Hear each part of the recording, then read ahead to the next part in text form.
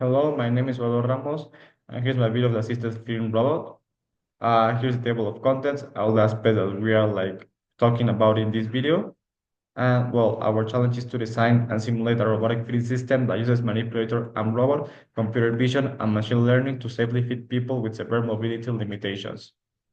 Our objectives are to design a model of an assisted feeding robot that fulfills the established requirements, implement computer vision for face recognition to assign a certain robot action with gestures, link robot simulation with the vision computer and kinematic codes, and also ensure that our simulation and the coding is answered of an efficient way and is also correctly executed.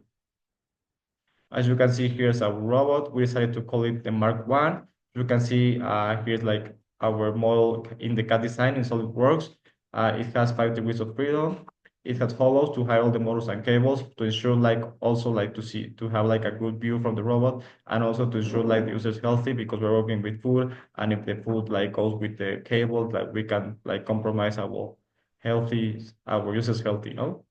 It can be attached to any table since its weights can be adjusted, and also it has a removable spoon, so we can take it out and we can put a fork. So in that way, we have our design more complete, and we can have several dishes, several options of dishes that can occupy spoon or fork. Length robot, as you can see here, is our model, and as you can see, we have our distance in millimeters. We have 6 different lengths, and as you can see, we decided to implement the Z and X axis in ways that are better for us to make the calculus efficiently and correctly, and obviously easier for us. As you can see here are our calculus of direct kinematics. We use the Denavit-Hartenberg um, theory and then Denavit-Hartenberg, I can use a strategy. And as you can see, here's our table of contents. And as you can see, all the lengths, alpha, theta, and as you can see, the distance. So it was important to understand from where to begin. And also we were using MATLAB uh, to calculate some of these angles and to calculate the distances and also to answer efficiently the direct kinematics so that we can ensure a robot's good movement. As you can see, also we need to answer our inverse kinematics. As you can see here, the diagram of our robot. As you can see, it was important to understand, analyze the front view and the top view. And it was also these inverse kinematics help us to find theta one, theta two, theta three, theta four, and theta five. That are the angles that helps the rotation of the wrist and helps to know how many angles does the robot needs to move and how the movement that the movement is going to make. And well, it's also important for that. And well, as you can see, also with the help of MATLAB, with the help of several formulas, we were capable of finding an important result and an efficient result from the robot to move correctly. As you can see, a CY rotation was considered for the wrist. And as you can see, our table of matrices and all of our formulas that we made. How will it be placed? As you can see here is a model of myself, like you can see here. And as you can see, the robot is not it's not putting on a frontal position, it's put in a lateral position. That means that if I'm here, the robot is not going to see me in front. I'm going to see the lateral view of the robot. And as you can see, we decided to implement the camera independently from the robot. We believe that it was easier and it was more comfortable for the user to have the camera here because in that way the camera does not interfere with the robot's movement, and it's more important because the camera it's looking to the user, and for the camera it's easier to recognize which gesture the user is doing. The gesture detection capable to recognize 7 different facial gestures. Smile 3 seconds to launch Mark 1. That means that if you smile 3 seconds, it will be the instructions to deploy our robot, and the label about to it, please stay still, is triggered. As you can see, our model was based on OpenCV, a TensorFlow library, and we also use the dataset of facial motion recognition 2013 Kaggle in order to detect the emotions. As you can see, well, here's not well explained, but in our report, explaining how do they work, what are they, and how do they were implemented in the code. But these three factors are basically very important because we have like machine learning tools, emotion detections, to 2000 to 2500 algorithms with OpenCV. So it is important to understand why these three main factors help us to develop like our final coding. And as you can see here, here's like all the motions that the code can detect. And as you can see, if you maintain happy for 3 seconds, this legend is going to appear. Linking of the different stages. Well, first of all, what the storyboard design was made and the URDF was important to a main code in MATLAB, and the numerical values of the angles were obtained from inverse and direct kinematic models in a MATLAB script. Those values were inserted to the main code, then a slab trajectory was implemented for the movement of the arm, and the pair of code of computer vision was linked to our MATLAB model, so the simulations were executed. We needed to know from where to start. So like the first step was to design our robot to know how many degrees of freedom and all of the stuff. And then, well, this was our first step. And then like the other steps, we couldn't do it like separately, but together. So that means that one of the members who can focus on the direct and inverse kinematics calculation, while other members are like trying to understand how to link the Python code with the MATLAB script. So it was important first to have the model and the URTF, so then we can like work in the same time in different tasks and then like join all them together. As you can see, here's our video demonstration of how does the robot like needs to behave. Here's the layout about to it. Please stay still.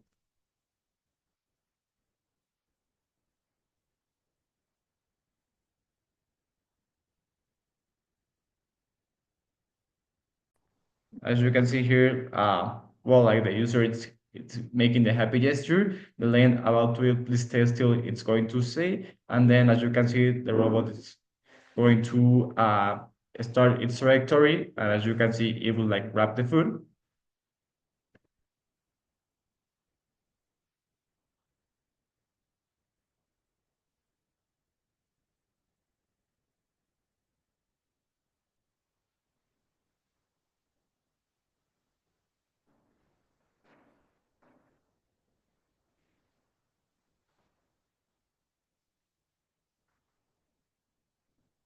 And as you can see, like here's what the robot is supposed to do. The robot is how the robot's supposed to behave. And well, like in that way, we can ensure that our simulation is working like efficiently. And then what's the next step? Obviously, it's manufacture a robot. We have like a design, and it's important to have it like the design in real life. We can also add any other options to activate the robot. That means that we can add another data set, another emotion of, we could also like add like a voice detector. So it is important if our social partner wants to develop a new way of deploying the robot, it's not that difficult. But it's very important also to add in the emergency stuff. We didn't have enough time to add like this command, but if the robot detects like unusual behavior in the coding, or the robot detects an unusual behavior in the user, the robot could detect that, and then like it could stop and return to its original position. Here's appendix and like the links from where the our coding is like there. And well, in conclusion, we believe we have like a good, great this robot design because we believe that it's like really innovative, and also we believe that it's like friendly with the users, with all the cables hidden. And well, some we did some research, and some of the feeding robots like were like activated by a push button. So if we're working with people with mobility limitations, we prefer to use like the computer vision system, because in that way the user won't have like to have like help of third users, so the user can activate the robot by its own. And also, well, I think our mechanical design is also like a positive aspect, because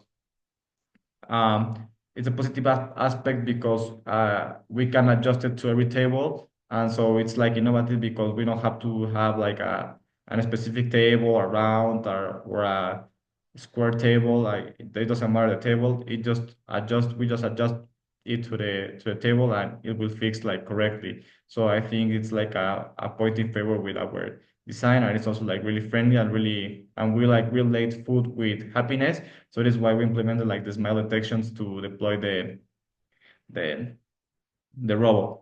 Well, my main contribution of the project was to um, link the MATLAB code to the Python code or vice versa. First, I worked with only a facial recognition model. So that means that the camera only detected like a face.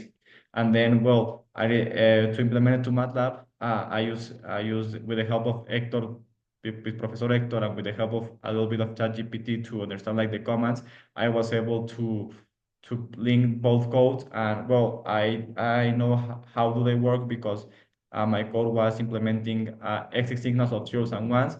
That means that zero is no face detected and one is like face detected. So in that way, I could assure that that MATLAB is following like the correct instructions, and with the camera like beside the code, I knew that like all the commands were correct because I had the camera here, knowing if it was like if the camera detected a face or not. But then our partner Abraham found like the data set of facial motion recognition with the 7 different gestures.